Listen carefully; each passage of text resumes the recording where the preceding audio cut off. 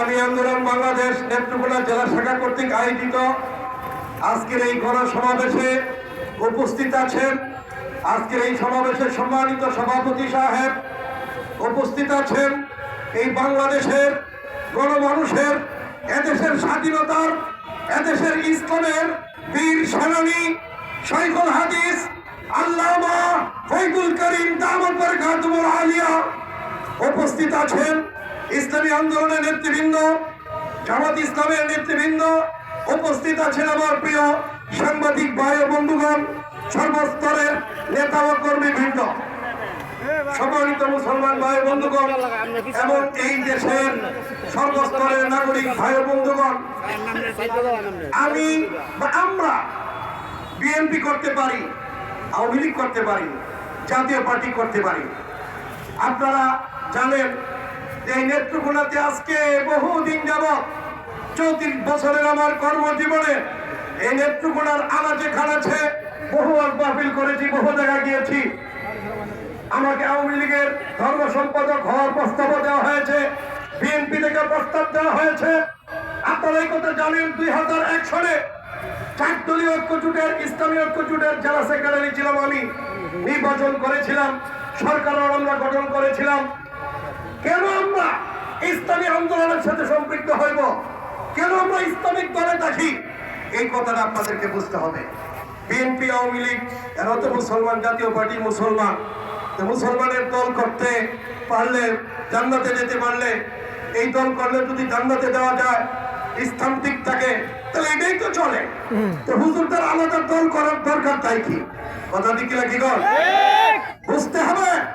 আমি যখন কোরআন হাতে নেই, আপনি যখন কোরআন হাতে নেবেন, কোরআন আপনাকে বলবে ওমান লাম ইয়াহকুম বিমা আনজালাল্লাহ ফাউলাইকা হুমুল কাফিরুন ফাউলাইকা হুমুদ যালিমুন ফাউলাইকা হুমুল ফাসিকুন। যারা কোরআন দিয়ে দেশ চালায় না, কোরআনের আইনে দেশ চালায় না, আমার আল্লাহ ফতোয়া দিয়েছেন এরা কাফের, এরা ফাসিক, এরা অত্যাচারী, এরা জালেম। আল্লাহর কোরআন বলে ইনিল হুকমু ইল্লা লিল্লাহ, এই পৃথিবী আল্লাহর, ইন্নাল আবদা লিল্লাহি, জমিন আল্লাহর, এখানে আইন চলবে আল্লাহর, কোন মানুষের আইন চলতে পারে না। আজকে এই বাংলাদেশে মুসলমান নামদারি যে সকল দল রাজনীতি করছে, সেটা আওয়ামী লীগ হোক, বিএনপি হোক, জাতীয় পার্টি, তাদের কিন্তু এই কথার পরিষ্কার ঘোষণা আছে, তারা কোরআনের আইন, আল্লাহর আইন দিয়ে দেশ চালানোর পক্ষে না। কিন্তু মানুষকে বাইল দেওয়ার লাগে, ধোঁকা দেওয়ার লাগে বলে কোরআন সুন্নাহ বিরোধী কোন আইন পাস করবো না। আপনারা জানেন 69-এর সময় আওয়ামী লীগ এই কথা বলেছিল, বিএনপি বারবার এই কথা বলে। আরে ভাই, কোরআন সুন্নাহ বিরোধী আইন তোমরা করবে না, এই কথা বলো।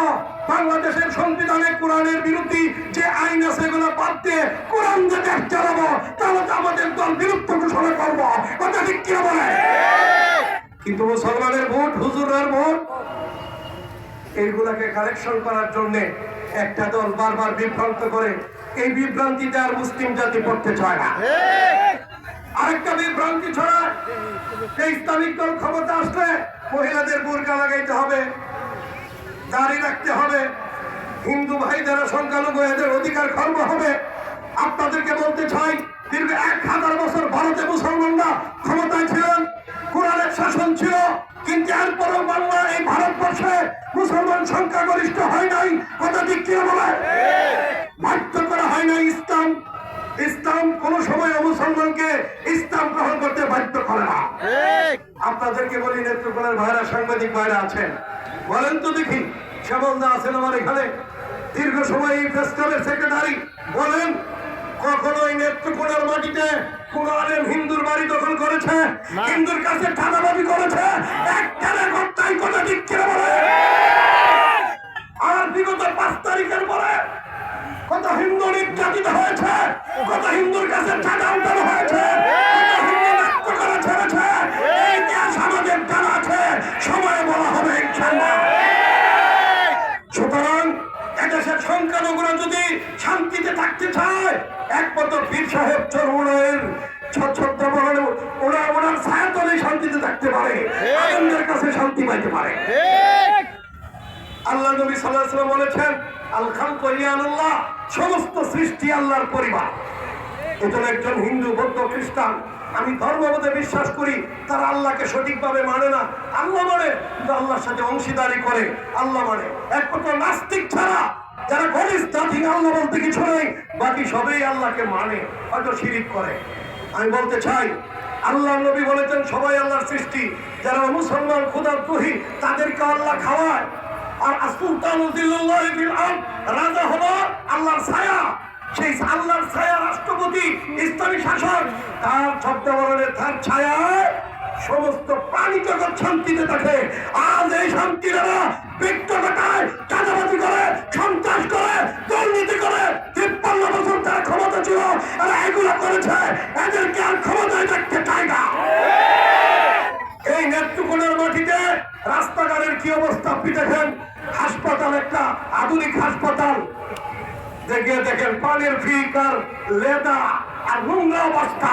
কি জন্য? হাসপাতালে ফ্রি চিকিৎসা নাই, ওষুধগুলো বিক্রি করা হয়। এই শহরের একটা ভালো ড্রেনেজ ব্যবস্থা নাই, স্কুল কলেজের ভালো ব্যবস্থা নাই, দুর্নীতি, অত্যাচারের চাঁদাবাজি মুক্ত একটা আধুনিক নেত্রকোনা করতে আনন্দের সাথে হাত মিলান, আনন্দকে নির্বাচিত করুন। সংসদ নির্বাচনে ইনশাল্লাহ হাত পাকাপাকে জয়যুক্ত করে চরমনের হুজুরের সাথে থাকবো। আপনারা জানেন, আওয়ামী লীগের আমাদের হুজুর ইচ্ছা করলে এমপি হইতে পারতেন। আওয়ামী লীগ সরকার কিন্তু তাদের কাছে ধর্মদান নাই, স্বাধীন সত্তা বজায় রেখেছেন। বিশেষ করে ছাত্রদের উপর যখন গুলি করা হয়, এদেশের বহু ইসলামিক দল স্বরাষ্ট্রমন্ত্রীর সাথে যখন বৈঠক করে, তখন তিনি কার্ফিউ ভঙ্গ করে বলেছিলেন, আমার ছেলেদের বুকে গুলি চলবে, তা হতে দেওয়া হবে না। এমন ঘোষণা আর কেউ দিতে পারে নাই, আর কেউ দিতে পারে নাই। উনি যখন ফিল্ডে নেমেছেন, তখন এই সেনাবাহিনী বুঝেছে আর কাজ হবে না, আর কাজ হবে না।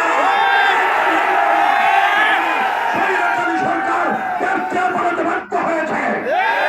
সুতরাং এদেশের স্বাধীনতা, এদেশের ইসলাম, সংখ্যালঘুদের অধিকার, এদেশের দুর্নীতি মুক্ত, সন্ত্রাস মুক্ত, দর্শন মুক্ত এই বাংলা করতে ইসলামী আইন, ইসলামী আন্দোলনের বিকল্প নাই, চরমনের পীরের বিকল্প নাই। এগুলো আসুন, সর্বস্তরের জনতাকে আহ্বান জানাই, ইসলামী আন্দোলনে যোগ দেন। ইসলামী আন্দোলনের পক্ষে ব্যাপক ব্যালটের মাধ্যমে বিপ্লব পাঠান। বিশেষ করে নেত্রকোনার এই সিট সদরবার হাটটা যদি হুজুর আমাকে প্রার্থী দেন, আমার পক্ষে কাজ করতে কে কে তৈরি হাত করেন।